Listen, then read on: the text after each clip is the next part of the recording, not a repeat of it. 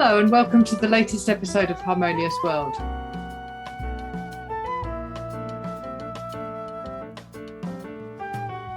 My name is Hilary Robertson, and for this episode I'm joined by pianist and composer Darren Litzie.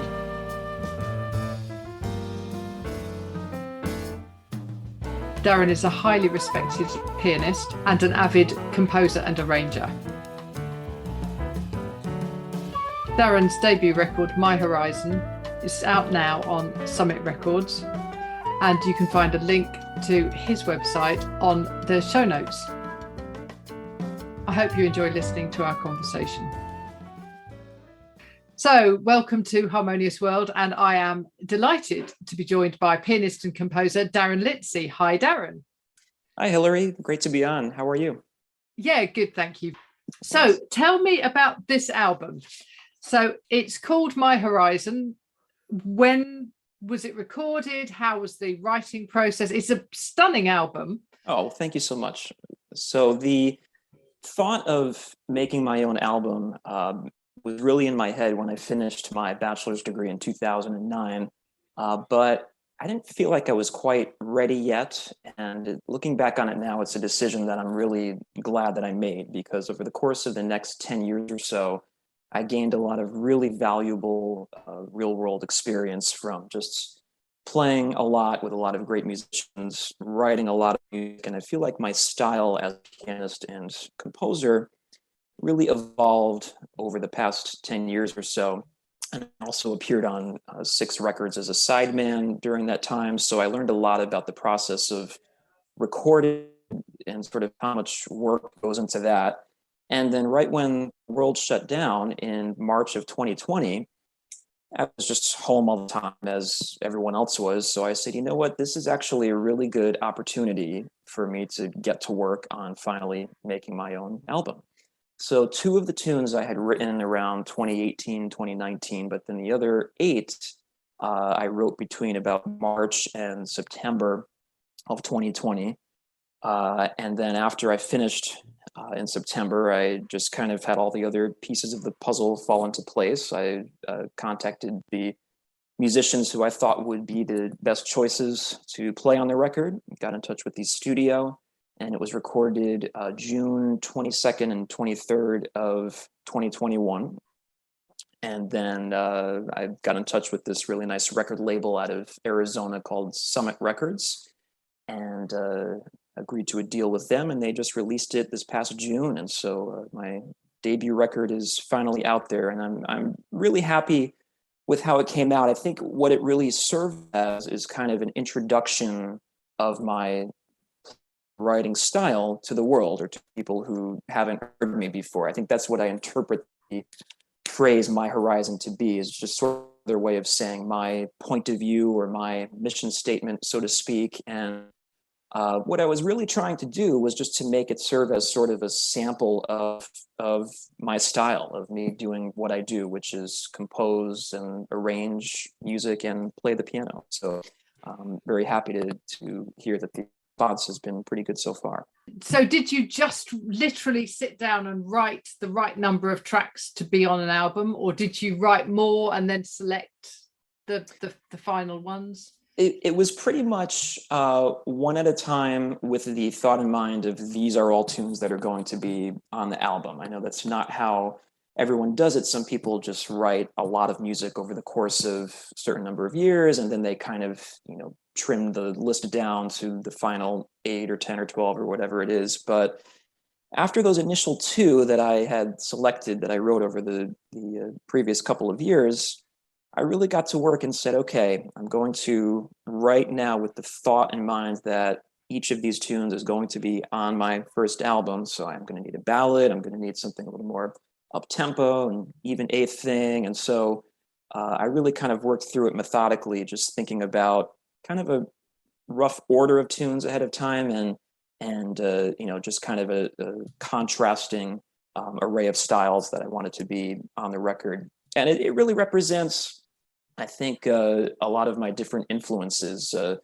I grew up listening to standards at a really young age. My grandfather was a great woodwind player and a big fan of the standards of the 30s and 40s.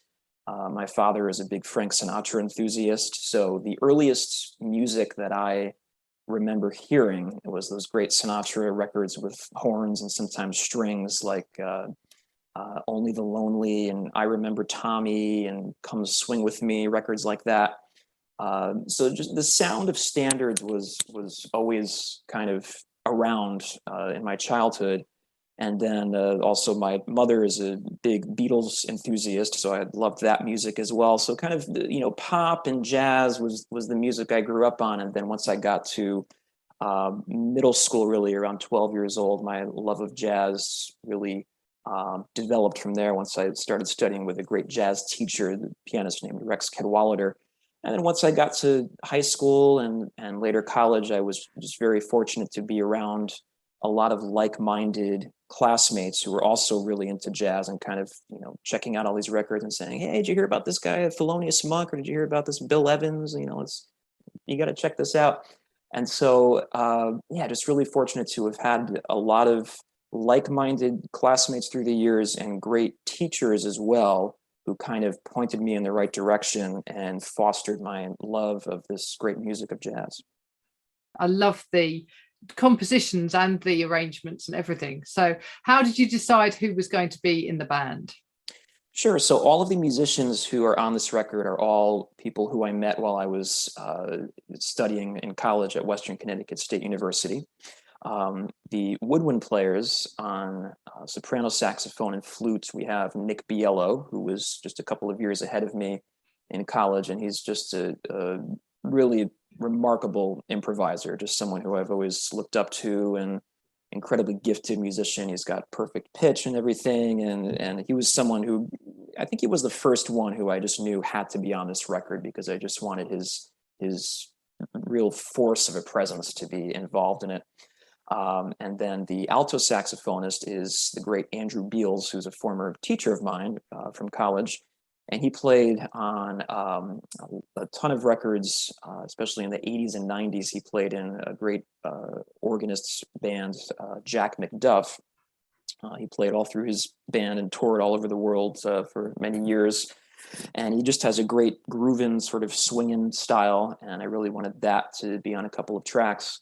And then the core of the record is the piano trio, myself on piano, and then the bassist, who I also met in college, Chris DeAngelis, who's a really great, really versatile bass player, plays jazz really well, but also funk, rock, classical. He tours all over the country with this great funk band called Kung Fu. And so he has, I feel like, this sort of underlying funkiness in his playing that I've always really loved, and I think that comes throughout. And then on drums is the great John Riley, the drummer for many years now of the great Vanguard Jazz Orchestra, who I met when I was a junior in college. I was taking a jazz arranging class taught by a great composer named Jamie Bagian, who is actually the producer on my record. And the focus of the class was on large ensemble writing. The final project for the class was we had to write our first big band chart. We had to do it by hand, which was a pretty daunting, pretty intimidating task. And coinciding with that, the Vanguard Jazz Orchestra was brought in as the guest artist at the university for that year. And they came in to do an evening concert. And in the afternoon, they did a clinic and master class. And in the clinic, they sight read a handful of the charts of the students in the jazz arranging class. So I wrote this little reharm of the simple little standard Solar, and I just remember standing on the stage in our concert hall in the music building as the first big band chart that I ever wrote was going to be sight read by the Vanguard Jazz Orchestra. So it was just this incredible rush, and it was at that moment where I said, okay, this is something that I really want to do with the rest of my life, is just write music and have it be played by really good musicians. And that's, of course, when I met John Riley, who was very kind and supportive of my chart. And then him and I kept in touch through the years after that. And we always talked about sort of wanting to play together someday. And it just never worked out because I would reach out to him. He was on the road in Europe and here and there. And then finally, when I was ready to record my first record, I thought of him right away and reached out to him. And thankfully, he was available, willing to do it. And boy, am I glad he was available, because he's just such a remarkable musician. And what I really admire about John Riley's playing is he can play anything. He's so versatile and can do whatever he wants on the drums, but he really plays with no ego. What I mean by that is he approached every tune on the record with the mentality of, what can I contribute to this tune to make the band sound as good as it can, as opposed to, how can I show off and play this fancy fill here and all this stuff like that. He's really just a musician in the truest sense, and everything that he plays is for the betterment of the music. So I was really happy with the choices that I made, and on top of it being just a band of great musicians, it's all just guys who I like hanging out with as well. So we had a lot of fun making this record. And I think that's something that comes across, and I think it's something that audiences understand, but they don't often understand how it works. But I think, working in a studio with people that you get on with just makes it happen so much. You don't have to explain what you're doing in the same way, or what you need from somebody else to, it just seems to just slot it all together, doesn't it? It's so true. Yeah, I think, of course, it was my first time really working with John was on the album, but for the rest of the band, it was all guys who I played with a bunch. And you get to the point, I think, when you're playing with someone for a long time who you really get along with well and who you connect with musically, where, like you said, you feel like you don't even have to say anything to each other. You just kind of say, okay, let's start this tune. And then you kind of almost know what the other musician is going to do, and you're kind of inside each other's heads on this very deep level. And that's what I love about jazz. It's just that unspoken communication and the ability to make music with people right on the spot, where there's no roadmap. I mean, yes, you have a chart and you know where it has to end up, but once those solos start, you don't know what's going to happen, and the next time you play the tune, it could be completely different based on what is happening musically in that moment. Yeah. So that's something that has always really excited me about playing jazz, is just that spontaneity and that feeling of it being different every time. Yeah. And it is just a lovely album. So tell me, what are your plans then for the future? Are you going to tour with this? Where are you going to take it? Sure. So I just announced a big CD release concert that's going to take place Thursday, October 13th at a beautiful venue in Fairfield, Connecticut called the Sacred Heart Community Theater. Sacred Heart University is the school where I teach. I teach music classes and piano lessons there. And just a couple of years ago, the university took over this theater. It was actually originally an old movie theater, really old-fashioned theater with the old ticket booth and everything, and they are kind of converting it into a multi-purpose theater where they can do concerts and lectures and things like that. So I've got the full band coming down for that, and then we'll kind of see where it goes from there. I'm going to be back teaching 5 days a week at the university in the fall, which I love doing. So I would say probably next summer is the time when I'll look into maybe doing a little tour or something. But yeah, really looking forward to the CD release concert and kind of seeing where it goes from there. Yeah. Well, very exciting. Well, I shall point people in the show notes to your website. Sure. Is that the best place? Is that the best way for people to get hold of the album? It is, yeah. If you go on my website, darrenlitzie.com, that's DARRENLITZIE.com, you'll see a nice link on there where it takes you to my link tree, which is the new sort of fancy way where artists put all of the places you can get the album on one page. So you'll see it's available on Amazon, iTunes, Walmart, and then all the streaming services, Spotify, Apple Music, and so forth. And however folks choose to listen to the music is fine by me. I just hope they enjoy it, however they choose to do it. I'm sure they will. Fantastic. Well, thank you very much. I'm going to play at the beginning. I'm going to play My Horizon because I love the title track. I think it's beautiful. Oh, thank you so much.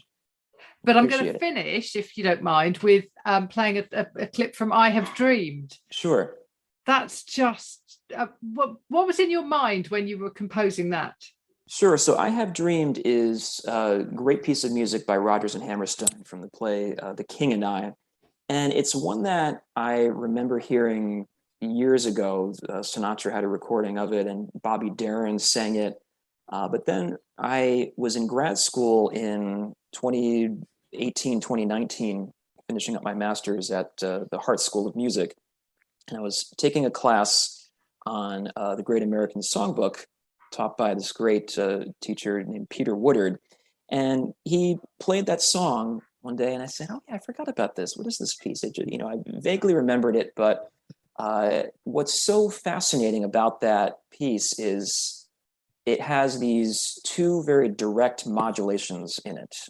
It starts in one key and then right where you would expect it to go to the minor 2 chord within the key, it goes to the major 2 chord, and that's the new key. And then it does that same thing about 8 bars after that. That's not something you often hear in tunes. So when I was taking this class, that tune really struck me. And I said, you know what, I need to first of all just learn this tune and then maybe do an arrangement of it because it's just such a cool, fascinating little tune. And also the melody is just very lyrical. Not really a jazzy bebop melody or anything like that, just a real sort of straight down the pike diatonic melody. But those modulations are really fascinating, not something that you would normally hear. And so for some reason, I was hearing the melody in 5/4, and then I decided to approach it with this really sort of almost pop-like, gospel-y kind of harmony with some chords that just kind of move up and down diatonically, harmonizing the melody appropriately. And I also wanted to use it as sort of a feature for the bass and have it be kind of this sort of back and forth between the piano and the bass throughout, in terms of sometimes he's the lead voice, sometimes I'm the lead voice. And I'm so glad you're enjoying it because, again, that's a tune that I just really think is unique, and I just wanted to do an arrangement of it.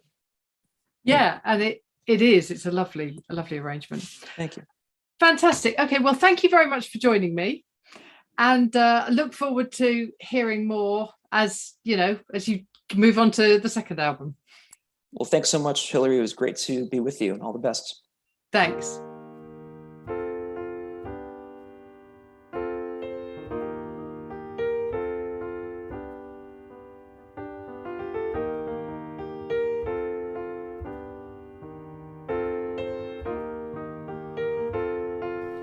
I hope you enjoyed listening to my conversation with Darren Litzie.